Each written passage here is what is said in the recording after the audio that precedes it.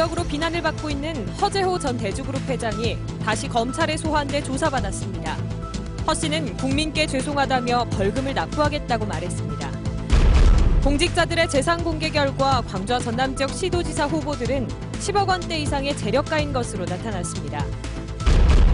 대졸 신입사원 공개 채용에서 기업들은 소통 능력과 인문 교양을 중시하고 있는 것으로 나타났습니다.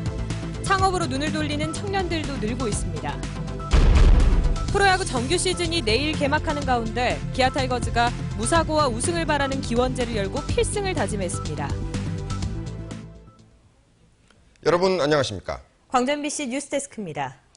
이른바 황제 노역의 당사자인 허재호 전 대주그룹 회장이 석방 이틀 만에 검찰에 다시 소환됐습니다.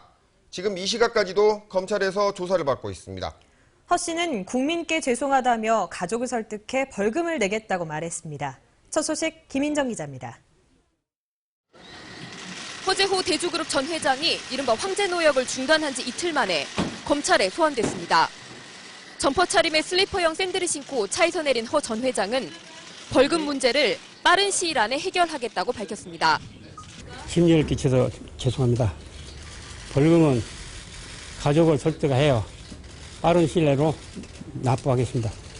벌금 낼 돈이 있으면서 왜 노역을 선택했느냐는 질문에는 답변을 피했습니다. 다음에 말씀드리죠. 검찰은 허 전 회장으로부터 벌금 납부 계획을 듣는 한편 재산을 해외로 빼돌린 건 아닌지 조사하고 있습니다. 이 밖에도 검찰은 허재호 씨가 해외에 재산을 은닉했는지 그리고 조세 피난처로 의심되는 곳의 여권은 왜 가지고 있는지를 수사하고 있습니다. 검찰은 조사를 마치는 대로 허 전 회장을 귀가시킨다는 방침이지만 조사 결과에 따라서는 신분이 벌금 미납자에서 피의자로 바뀔 수도 있습니다. MBC 뉴스 김인정입니다. 대주그룹 계열사의 뉴질랜드 현지 법인인 KNC 엔터테인먼트의 갑작스러운 주식 양도와 임원진 교체에 대해 검찰이 수사하고 있습니다. 광주지검 특수부는 어제 허재호 회장이 뉴질랜드 명의로 소유하고 있는 KNC 엔터테인먼트 주식 46%를 교민 정모 씨에게 양도하고 또 이 법인의 임원진 역시 대거 사퇴한 정황이 포착됐다며 해외 재산 은닉과의 연관성을 수사하고 있습니다. KNC 엔터테인먼트는 뉴질랜드에서 76억 원 상당의 땅을 보유하고 있는 회사로 알려졌습니다. 대법원은 허재호 회장의 일당 5억 원짜리 이른바 황제 노역과 관련해 노역 관련 제도를 전면 개선하기로 했습니다. 대법원은 오늘 전국 수석 부장판사 회의를 열고 1억 원 이상의 고액 벌금형을 선고하는 경우 벌금을 못 내더라도 노역 기간의 하한선을 정해 터무니없는 고액 일당이 부과되지 않도록 하기로 했습니다. 또 지역 법관제도, 이른바 향판제도도 판사가 승진 전보될 때마다 의무적으로 다른 지역에서 순환 근무하도록 하는 등 전면적인 개선 방안을 검토하기로 했습니다.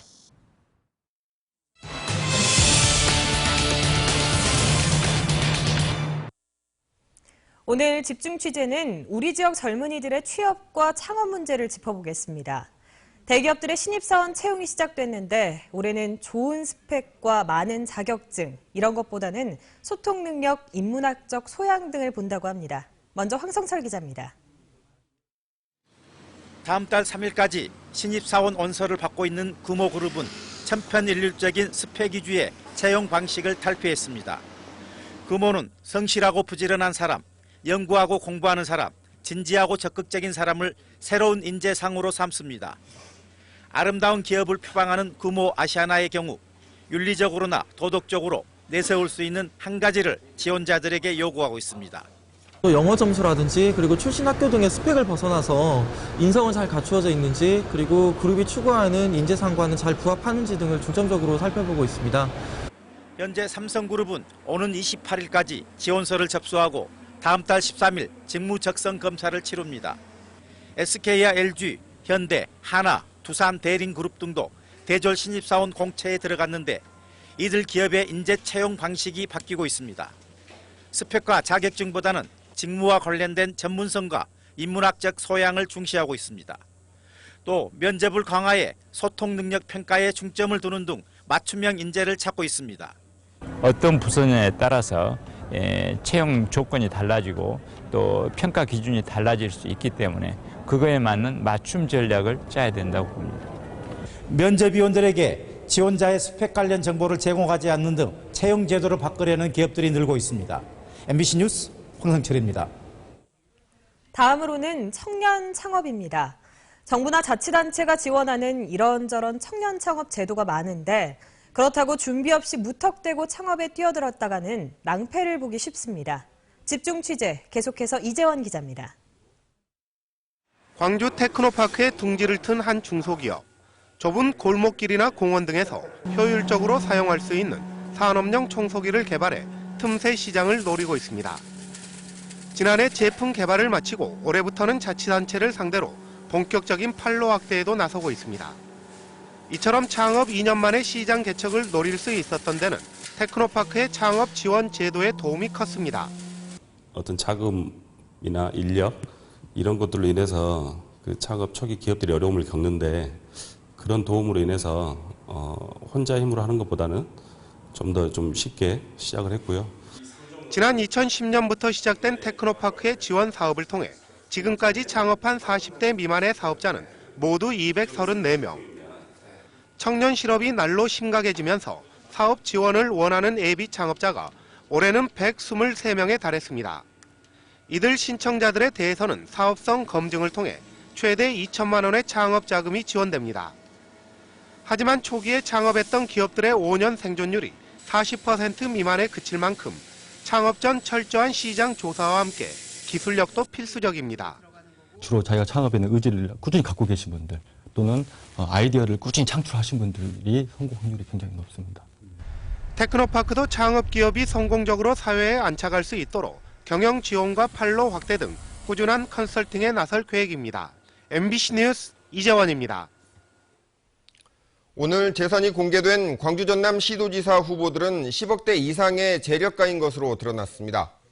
강훈택 광주시장의 재산은 38억 3천만 원으로 광주 지역 공개 대상자 가운데 가장 재산이 많았고 이용섭 의원은 10억 8천만 원을 신고했습니다. 또 전남지사에 출마한 주승용 의원은 44억 7천만 원을, 이낙연 의원은 14억 6천만 원의 재산을 보유하고 있는 것으로 집계됐습니다. 광주시 공직자윤리위원회는 공직자윤리법에 따라 재산이 공개되는 광주 지역 구의원과 공사, 공단 사장 등 총 71명의 평균 재산이 전년보다 1억 1,900만 원 증가한 5억 5,823만 원이라고 밝혔습니다. 가장 많은 재산액을 신고한 광주 지역 공직자는 남구 최민순 의원으로 50억 9천만 원을 신고했고 가장 적은 재산액을 신고한 공직자는 광산구 전양복 의원으로 마이너스 15억 9천만 원을 신고했습니다. 내일 드디어 프로야구가 개막합니다. 올해 새 야구장에서 새 각오로 시즌을 시작하는 기아 타이거즈는 고사까지 지내가며 11번째 우승을 향한 의지를 다졌습니다. 정지성 스포츠캐스터입니다. 기아 타이거즈 선수단과 코칭 스태프가 모여 무사고와 우승을 기원하는 고사를 지냅니다. 우승 기원제는 지난 2008년 이후 6년 만에 치러지는 것으로 4강 진출을 바라는 간절한 마음이 담겼습니다. 그리고 특히나 올해는 새 구장에서 선수들이 좋은 모습을 보여주기를 원하는 기원하는 그런 기원제입니다. 에이스 양현종을 비롯한 주전급 선수들이 각자 포지션을 돌며 부상이 없는 한 시즌이 되길 기원합니다. 2014 정규 시즌 개막을 앞두고 주전 선수 엔트리도 윤곽을 드러냈습니다. 삼성을 상대로 한 원정 개막전에서 선발 투수의 중책은 일본 다승왕 출신 데니스 홀튼이 맞습니다. 개막전 엔트리 명단에 없는 양현종 선수는 홈 개막전에 선발 출전할 것으로 예상됩니다. 타자는 이대형과 김선빈, 신종길, 김주찬, 나지완, 외국인 선수 필 등이 이름을 올렸습니다. 선수 명단에서 보듯 기아는 주자들의 빠른 발을 활용해 상대 투수를 흔들고 득점 찬스도 잡는다는 전력입니다. 올해 같은 경우에는 전부 그린라이트 선수들한테 주면서 최대한으로 빠른 발을 이용할 생각입니다. 기아는 삼성과의 원정 경기에서 최소 한 게임을 이긴 뒤 다음 주 화요일 NC를 상대로 한 홈 개막전에 집중할 예정입니다.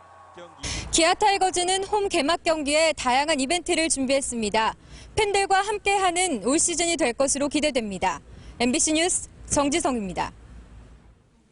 기온이 무척 많이 올라서 덥기까지 한 날씨가 이어지고 있습니다. 주위에 벚꽃도 피기 시작했고 DJ 센터에서는 봄꽃 박람회도 문을 열었습니다. 주말 휴일 날씨 소식을 강예슬 기상캐스터가 전합니다. 빨간색은 물론 진분홍, 연분홍, 노랑, 연두, 다홍 등 다양한 빛깔의 옷을 입은 장미들. 처음 보는 각양각색의 꽃에 아이들은 꽃을 직접 만져보기도 하며 관심을 표합니다. 휴대전화로 예쁜 꽃들을 담아가는 관람객들도 어렵지 않게 찾아볼 수 있습니다. 평소에 볼 수 없는 분재나 장미나 국화 같은 걸 이렇게 한 자리에 놓여 있으니까 보기도 좋고 친구도 같이 오니까 봄을 더 느낄 수 있어서 좋은 것 같아요. 원예과를 다녀서 꽃꽂이에 또 관심이 많아서 매년마다 오고 있어요. 오늘 무척이나 포근한 날씨 보였지만 미세먼지 때문에 걱정 많으셨죠? 내일은 때이른 더위와 미세먼지를 누그러뜨릴 비 소식이 있습니다. 예상되는 비 양은 광주 전남 10에서 40mm로 꽤 많은 양입니다. 내일 광주의 아침 최저 기온은 13도, 낮 최고 기온은 17도가 예상됩니다. 휴일에는 맑은 하늘을 보이겠으며 낮 기온도 다시 올라 나들이 가시기 좋겠습니다. 다음 주에도 아침 8도 안팎, 낮 15도에서 21도 분포로 평년 기온을 웃돌며 포근하겠습니다. MBC 뉴스 강예슬입니다. 카메라 기자의 시선으로 우리 이웃들의 이야기를 담는 카메라 리포트 시간입니다. 오늘은 매주 화요일 행인과 어려운 이웃들에게 토스트를 무료로 나눠주는 현장을 취재했습니다.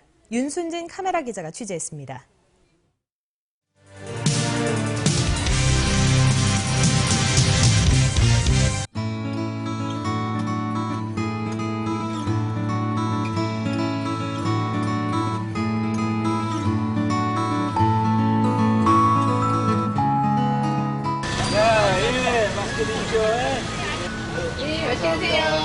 항상 화요일 날이면 이렇게 추워요. 좀 우리가 항상 이렇게 얻어먹고 마음은 우리가 이제 평온을 못 하고 있네요, 지금.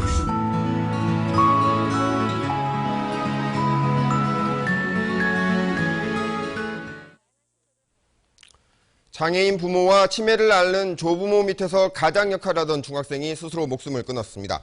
어젯밤 10시 30분쯤 광주시 광산구 송정동의 한 아파트 화단에서 중학교 3학년 15살 박모 군이 쓰러져 숨져 있는 것을 주민이 발견해 경찰에 신고했습니다.